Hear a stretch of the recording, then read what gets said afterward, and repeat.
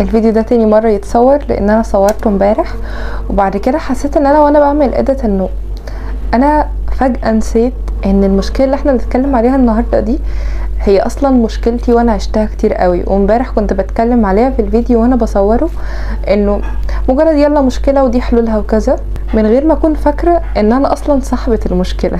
فانا قررت ان انا اعيد تصوير الفيديو تاني عشان اقول لكم بمنتهى الصدق والشفافية. مش عارفة ليه بتكلم بلغة عربية فصحى كده في النص، ما علينا، بس عشان اقول لكم فعلا الحلول اللي انا مريت بيها وانا بحل مشكلة الصوت العالي، الكلام تسرع، الكلام اصلا الكتير، وكل المشاكل اللي على ما اظن كلنا كبنات مرينا بيها واحنا بنكبر بسبب حاجات كتير قوي. مش هنتكلم على الاسباب النهارده، احنا بس عايزين نتكلم عن الحلول اللي جابت نتيجة وايه الحلول اللي لا.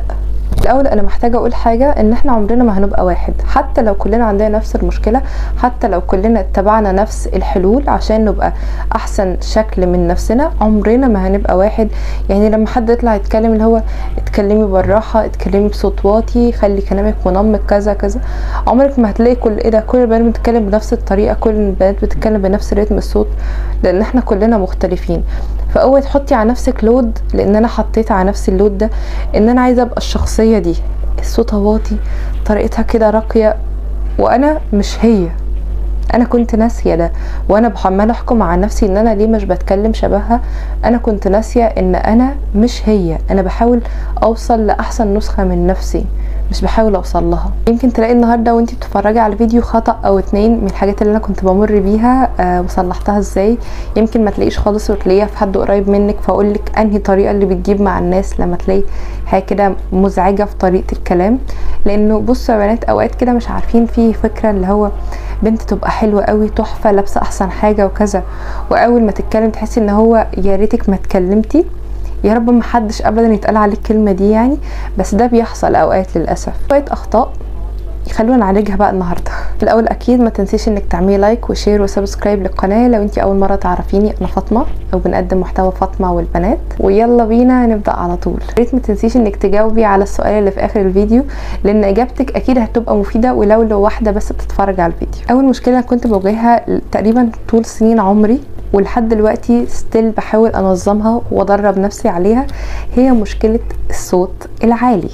يعني انا فاكره قضيت اعدادي كله، ثانوي كله، عندي واحده صاحبتي اسمها اماني مش بتقولي غير فاطمه وطي صوتك، فاطمه وطي صوتك، وكان سبب مشكله كبيره جدا في علاقتنا سوا. وانا طول الوقت صوتي عالي وانا مش مدركه ان انا اصلا صوتي عالي. هنا كانت المشكله، ان محدش للاسف بيسمع نفسه. طيب امتى ادركت المشكله دي؟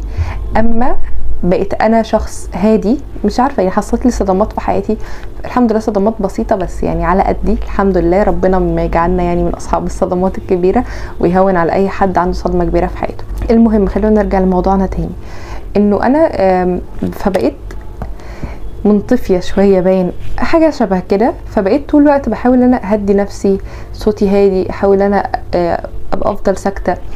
فبقيت اقعد مع اهلي وصوتهم عالي، فاكتشفت ان الموضوع قد ايه مزعج جدا، انك تكوني بتتكلمي مع حد عادي والحد ده صوته عالي قوي وهو بيتكلم عادي، بس هو اللي بره حاسس ان هو بيتخانق، بس هو بيتكلم عادي فعلا. زي ما قلت لكم، انا هنا اكتشفت انه لا، فعلا الصوت العالي لا مزعج جدا للناس اللي حواليك. بدات ادرب نفسي بحل بسيط جدا، هو ان احنا نكون مركزين مع نفسنا، وده حل كل حاجه في الدنيا. ان انا لما بكون مركزه مع نفسي ومركزه انا بتكلم فين ومع مين وكذا، نتطرق لكل الكلام ده بعدين، بس وانا قاعده انا مركزه، انا صوتي بيعلى، انا رتم الصوت بيعلى. لان اقول لكم على حاجه، البني ادم يكون متعود يتكلم بصوت واطي او بصوت رتم عادي، غصب عنه بعد شويه بيفضل يعلى يعلى يعلى، تمام؟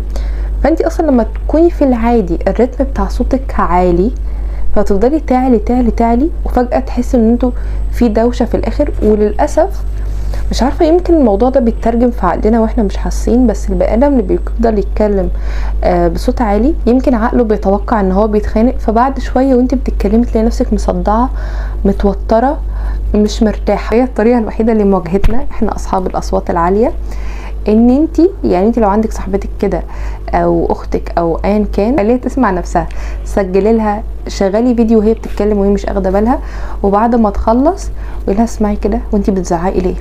والذ حاجه في الموضوع ان بعد شويه سبحان الله بتحسي انه فعلا الصوت الواطي اروق كده، بتحسي اصلا انك رايقه وانتي بتتكلمي، ومستفز في بعض الاحيان لبعض الاشخاص اللي بيبقوا عايزين يستفزوا.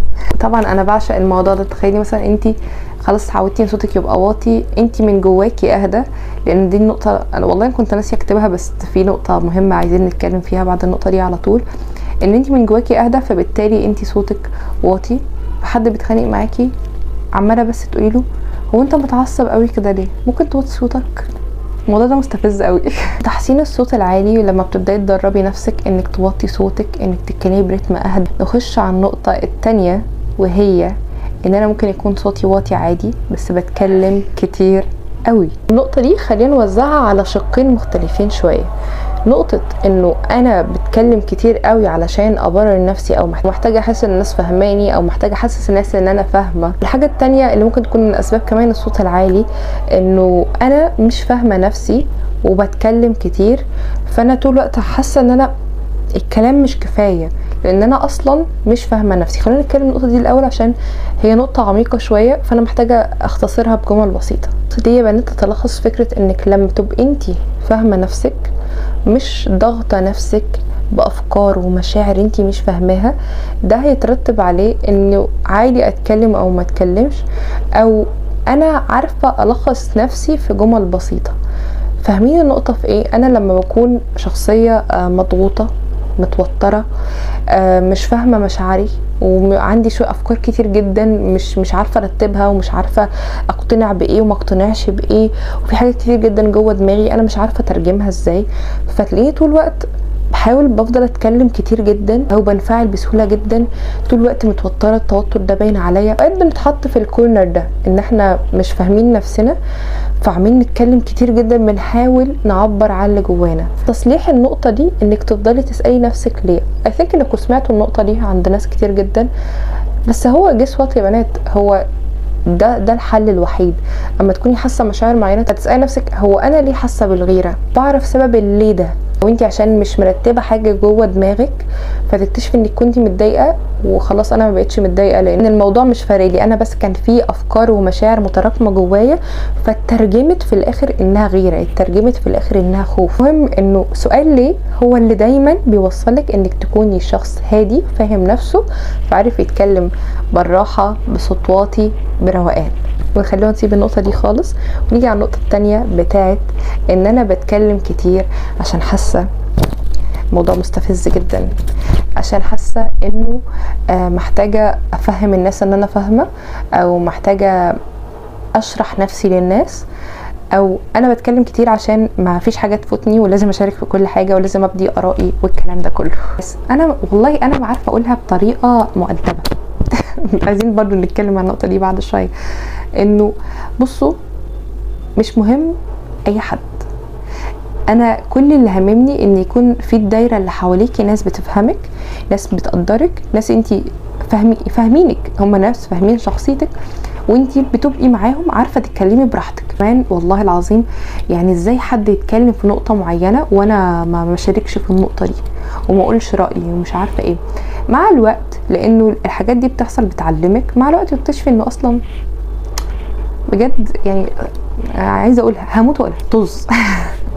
بجد طز. انا مش مهتمه ان انت تعرف وجهه نظري، مش مهتمه ان انت تقتنع بوجهه نظري، ومش مهتمه اقتنع بوجهه نظرك. يعني زمان لما كنت اقعد في قاعده وفيها ناس بتتكلم بطريقه مش حلوه، او عندهم مبادئ غير مبادئي، ازاي انا كان دمي يتحرق جدا، ولازم اقول لا على فكره المبدأ ده غلط، 1 2 3 وانا مقتنعه بكذا كذا كذا كذا.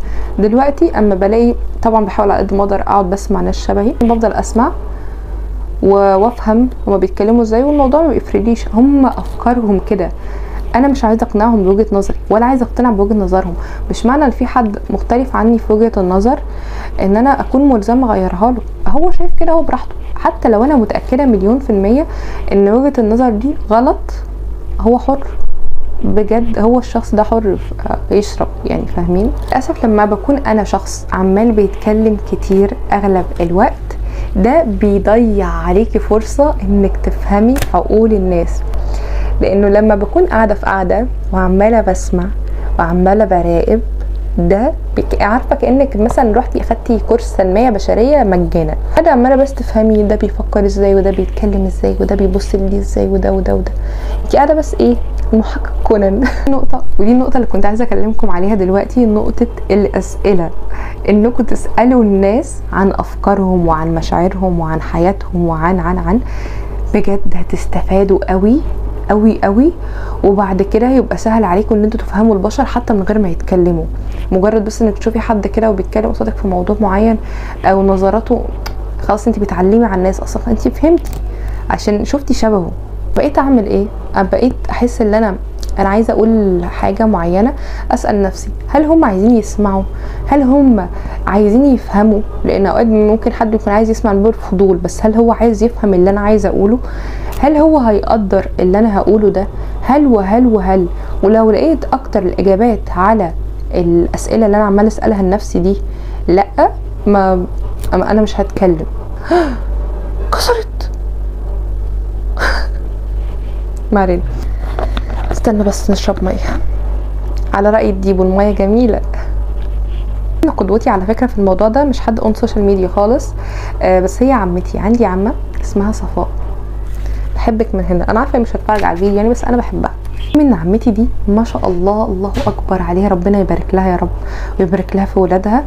شخصيه، عارفين متعودوا مع واحده ست تحسوا انها ست، هي ست والله. اوقات يعني في مره فاكره كانت عندنا وبعدين مشت في اختي، بصت لي كده قالت لي هي ازاي كده؟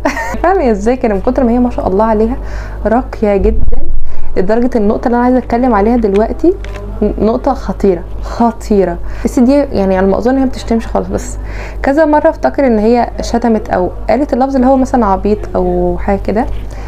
بس بنات من كتر ما هي ست راقيه اما بتشتم ما بتحسيش انها بتشتم. الشتيمه بتطلع من بقها لطيفه، من كتر ما هي هاديه ورايقه وكلامها منمق. لا كده بلسم اقسم بالله. فخلينا نطلع من عمتي دلوقتي، عشان لو فضلت اتكلم عن عمتي بجد انا مش هبطل. المهم انه الشتيمه حاولي تمنعيها بتاتا. انا جات لي فتره ما كنتش بشتم خالص خالص خالص، دي كانت اكتر فتره حلوه في حياتي، وكنت دايما احس ان عايزه اشتم فبدلها. مثلا بدل ما اقول البتاعه دي فاقول مش احسن حاجه، مش ألذذ حاجه، مش برتاح لها. فالموضوع ده جميل جدا على فكره، جدا جدا يعني. في حوار الشتيمه ده بيحسسك ايه ده انت تشتمش، انا عمري ما سمعت منها لفظ. او مثلا حتى مش كده، انت قصاد نفسك تحسي انه انا ما بيطلعش مني الالفاظ الغريبه دي. في نقطه انا محتاجه اتكلم عليها، عشان اوقات البنات تعتقد انه اما بتشتم ده نوع من انواع التعبير عن الذات، وانه عادي، وان الموضوع ده ملفت. الموضوع ده ملفت بطريقه وحشه، والموضوع ده لو فيه والله العظيم ولد معجب بيكي اللي هو الله ده شكلها، اول ما يسمع بس انك بتقولي كذا خلاص وحدث بقى يهتم هو طز فيه ومش عارفه ايه. اوقات بيبقى انت في ولد انت مهتمه بيه وهو مهتم وممكن يجي يتقدم وكذا، بس يسمعك بتقولي لفظ مش احسن حاجه، فيعني وقتها بقى هتقولي مطز ومش عارفه ايه. اكيد لا، كانك بتعودي نفسك بدون قصد انك تكوني شخص اروق وكلام منمق. وسبحان الله اصلا في القران هتلاقوا نفسكم اللغه العربيه بتاعتكم بتحسن، بتاخدوا حسنات، بتتعلموا حاجات، كل حاجه بتحسن وانس انكم بس تفضلوا تقروا في الكتاب ده. يعني تخيلي والله العظيم دايما بحس الموضوع ده جدا. تخيلوا بجد حد اداكوا كتاب وقال لكم هنا قصه حياتكم، مش هتقروه مليون الف مره عشان تركزوا في كل حاجه فيه وعشان تعملوا كل حاجه فيه وتتجنبوا الاخطاء اللي عملتوها وكذا. ودلوقتي وصلنا لاخر سؤال اخيرا، عشان حاسه رغيت جدا في الفيديو بتاع النهارده. قولي لو كان عندك مشكله من دول حلتيها ازاي، او لو حلولي فادتك في الفيديو بتاع النهارده، او لو ما عندكيش المشكله دي في الكلام بس عندك مشكله تانية حلتيها ولا لا. يمكن لو لقيت مشاكل تانية وانا كنت كمان مريت بيها بس انا مش كاتباها دلوقتي او حاجه، نعمل لها فيديو مخصوص. بجد هستنى كل كومنتاتكم، كل الشير بتاعكم، اللايك الجميل بتاعكم كمان. ودلوقتي احنا كنا معا في واحده من حلقات فاطمه والبنات. دمتم سالمين والسلام عليكم.